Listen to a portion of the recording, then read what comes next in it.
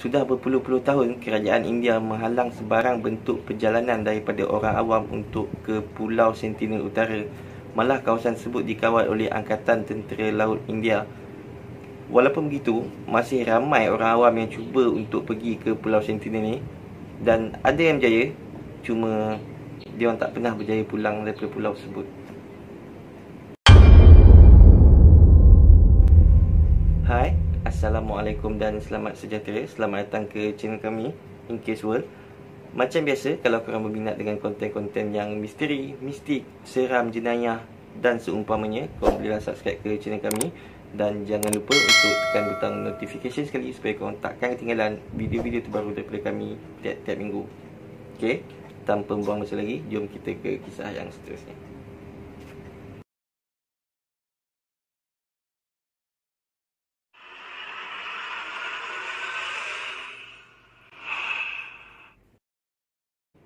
Pada 14 November tahun 2018, John Chow menawarkan upah yang agak lumayan kepada dua orang nelayan untuk membawa dia pergi ke Pulau Sentinel Utara.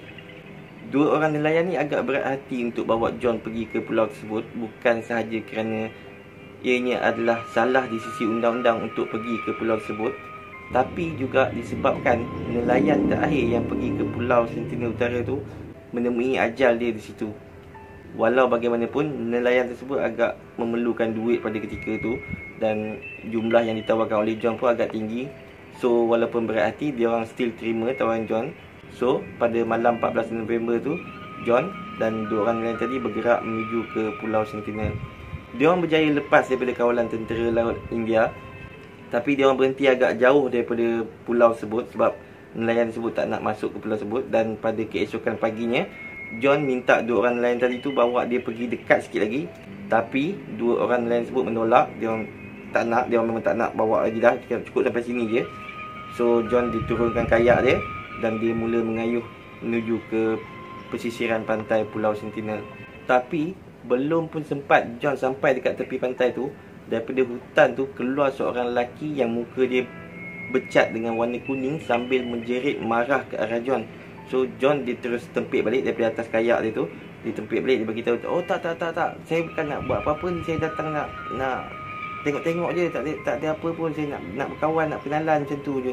Bukan saja tak pedulikan apa yang John cakap tu, tapi lebih ramai orang lelaki yang muka dia orang bercat kuning keluar daripada hutan-hutan tersebut dan tak cakap banyak, dia orang terus lontar lembing. Ada yang anak panah terus attack John, dan panik John terus pusing balik kayak dia dan terus berpatah balik ke arah bot nelayan tadi.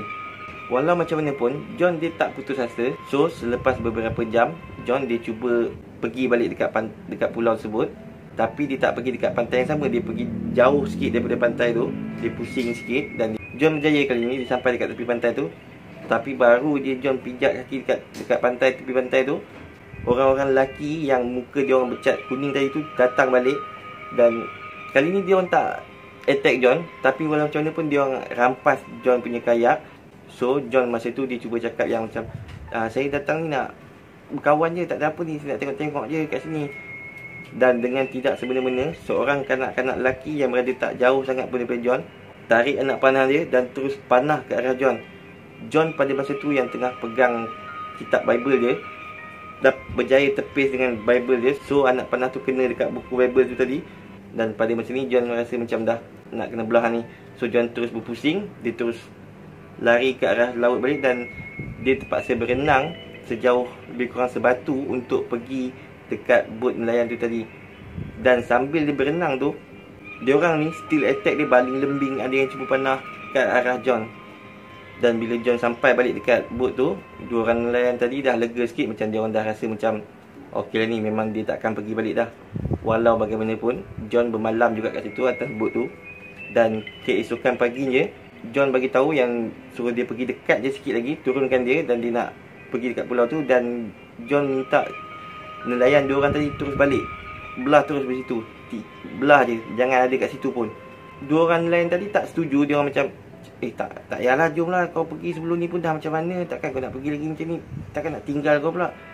Tak apa, aku tahu apa aku buat. Tak apa, korang pergi je. Dia orang tu attack aku pasal ada korang tu. Kalau tak ada korang, okey tu. Dan akhirnya nelayan tadi pun aku dengan kehendak John, dia orang balik. Dan esok paginya dia orang datang balik nak jemput John macam yang John minta. Cuma bila dia orang sampai dekat tempat tu, dia orang nampak dekat tepi pantai tu John sedang diikat dekat kayu, sebatang kayu, dan John telah pun dibunuh.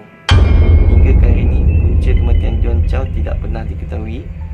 Malah mayat John Chow pun tak pernah dituntut kerana orang-orang yang bertanggungjawab membunuh John, iaitu orang yang tinggal di pulau tersebut, ialah kaum Sentinel, iaitu kaum yang boleh dikatakan hampir tiada langsung hubungan dengan dunia luar dan sangat-sangat agresif menjaga dia orang punya tempat. Dan kaum ni dikatakan teramat-amat primitif. Dia orang boleh dikatakan dia orang tak tahu cara nak buat api lagi pun.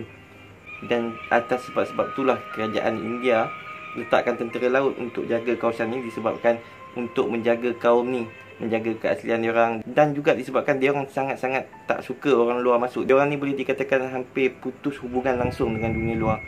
Malah ketika tahun 2004 masa tsunami dulu, ada helikopter datang sebab risau pasal keadaan dia orang dan cuba nak bagi bantuan makanan, tapi dia orang balas balik dengan baling lembing dan juga anak panah dekat helikopter tersebut. Jadi walaupun sebenarnya kita tahu siapa yang bunuh John dan kat mana mayat dia berada, tapi mayat John tak pernah dapat diambil balik, dan kerajaan tak pernah berniat untuk nak tangkap kaum Sentinel ni pun sebab jelas undang-undang dah menyatakan yang tak ada orang awam yang boleh pergi di kepulauan tersebut. Jumlah sebenar kaum Sentinel ni pun tak pernah diketahui. Mereka cuma anggarkan di sekitar mungkin paling tinggi 400 ke 500 orang. Dan mereka hidup dengan gaya berburu. Dia orang berburu binatang-binatang yang ada kat situ, buah-buahan. Dia orang ni malah tak pernah benarkan kaum puak sebelah, orang asli sebelah, yang sebelah pulau tu yang tinggal berdekatan dengan dia orang tu nak masuk kat situ pun tak boleh. Maksudnya pulau Sentinel hanya untuk kaum-kaum Sentinel je. Kalau korang cuba juga nak pergi, dia orang cuma akan bunuh korang je, dan tak ada siapa-siapa dia dapat tuntut bela kematian korang pun. Dan untuk John pula, dia dah tahu sangat-sangat pasal benda ni, dan tujuan John pergi sana adalah untuk menyampaikan ajaran Kristian kepada kaum Sentinel tu. Dan ternyata kaum Sentinel hanya ada satu je pegangan diorang, iaitu bahasa-bahasa diorang, agama pun agama diorang, budaya-budaya diorang, dan diorang tak akan terima mana-mana budaya luar pun. Dan begitulah yang diorang telah jaga semenjak 60,000 tahun dahulu. So, korang boleh komen pendapat korang dekat bawah. InsyaAllah aku akan baca kalau ada. Sebab kalau tak ada, tak boleh baca. So, itu saja daripada aku untuk kali ni.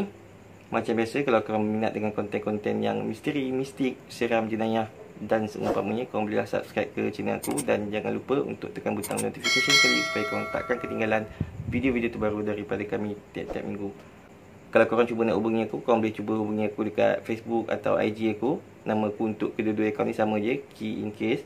Aku juga ada akaun TikTok menggunakan nama yang sama, Key In Case. So tak kisahlah korang daripada Facebook, IG, YouTube, TikTok ataupun mana-mana, aku sangat-sangat menghargai support daripada korang semua. Terima kasih banyak-banyak. So itu saja, jumpa lagi di video akan datang. Assalamualaikum dan selamat sejahtera.